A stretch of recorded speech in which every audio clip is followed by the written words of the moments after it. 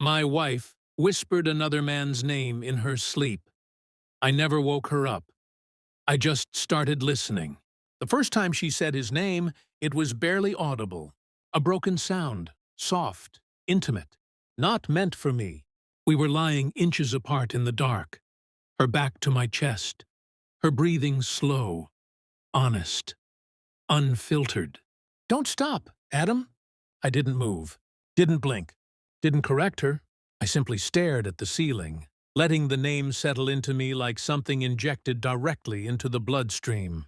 Adam, not a colleague, not a cousin, not someone I knew. A stranger, who had clearly been closer to her than I had in ways I wasn't invited to witness. My heart didn't race. That surprised me. Instead, something else took over. A quiet, clinical stillness. The kind surgeons have when they make the first incision. I replayed the moment in my head with precision. Her tone, the warmth in it, the familiarity, the way her body had leaned forward as if reaching for someone who wasn't there. In the morning, she kissed me like always. Same routine, same smile, same coffee mug. "Sleep okay?" she asked. "Perfectly," I said. And that was the moment I understood something about betrayal. It doesn't announce itself with chaos. It arrives softly, carefully, like a whisper you're not meant to hear. At first, I told myself it meant nothing. Dreams are irrational. Names surface from nowhere. Maybe she saw it on a billboard. Maybe she knew an Adam years ago. Maybe I was overreacting. But doubt doesn't disappear once it's planted. It grows roots.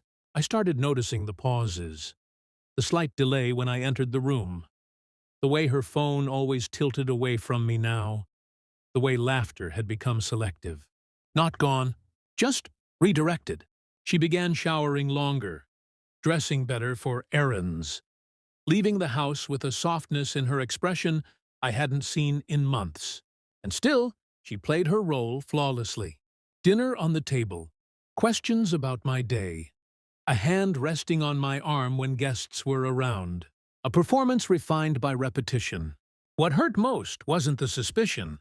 It was the realization that she was good at this, better than I ever gave her credit for. I didn't accuse, didn't ask. I simply started observing. People reveal everything when they believe they're unseen. I learned her patterns like a language. Tuesday evenings, yoga class. Thursday afternoons, client meetings. Sunday mornings, clearing her head. Her phone became an extension of her nervous system. Always present, always guarded. Face down on every surface. So I did what quiet people do best. I waited. I backed up our shared cloud without changing a setting. Synced an old tablet to her messages under the excuse of tech issues. Checked the location history she forgot existed. The truth didn't arrive all at once. It dripped. A heart emoji here. A late night, "I miss you" there. A voice note she forgot to delete. Her voice was different in those recordings. Lower, warmer, unrestrained. "I feel safe with you," she told him once. I paused the audio and sat in silence for a long time after that. Not because I was breaking, but because something inside me had gone perfectly still, like ice forming over deep water. Adam wasn't just a man. He was a parallel life, and I was the background character in my own marriage. The confirmation came on a Thursday. Her phone vibrated on the counter while she was in the shower. One message. Simple. Unmistakable. Same place. 7 p.m. I can't stop thinking about last time. No panic. No anger. Just clarity. I screenshot everything. Conversations. Dates. Photos. Audio files. Months of proof. Then I waited for her to come downstairs, towel around her hair, humming softly. "Everything okay?" she asked, noticing the way I was looking at her. "Yeah," I said, "just thinking." That night, she left the house dressed more carefully than she had for me in years. I watched her from the window. No shaking hands, no tears, just calm. Because when you finally see the full shape of betrayal, emotion becomes unnecessary. I didn't confront her at the restaurant. That would have been too easy. Instead, I prepared something quieter, more precise. A shared folder, public access, all evidence neatly organized. I sent the link from an anonymous email to Adam. to her sister, to our closest friends, to the man who had toasted our wedding, and finally, to her. She found it while sitting beside me on the couch 2 nights later. I saw it in her eyes before she spoke, the way color drained, the way breath stuttered. "What is this?" she whispered. "A timeline," I said calmly, "of everything you thought I'd never notice." She scrolled, faster, then slower, then stopped. Her mouth opened, closed. No sound came out. For the first time in months, the performance collapsed. You went through my—" "I listened," I corrected. "You spoke." Silence swallowed the room. Not dramatic, just heavy. She tried to reach for me. I stood before her hand could make contact.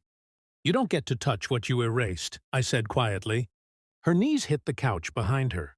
Adam vanished from her life within days. Not because of me, but because exposure destroys fantasies. Affairs only survive in darkness. She asked for forgiveness once. Weeks later, voice small, eyes tired. "I never meant to hurt you." I studied her the way I once studied her patterns. Then I nodded once. "I believe you," I said. "You just didn't mean to get caught." That was the last honest conversation we had. I moved out shortly after. Not dramatically, just efficiently, like closing a chapter that had already finished itself. No speeches, no final arguments, just distance. Now my life is quieter, not lonelier, just cleaner. Betrayal doesn't destroy you if you don't let it turn into chaos. It sharpens you, refines you,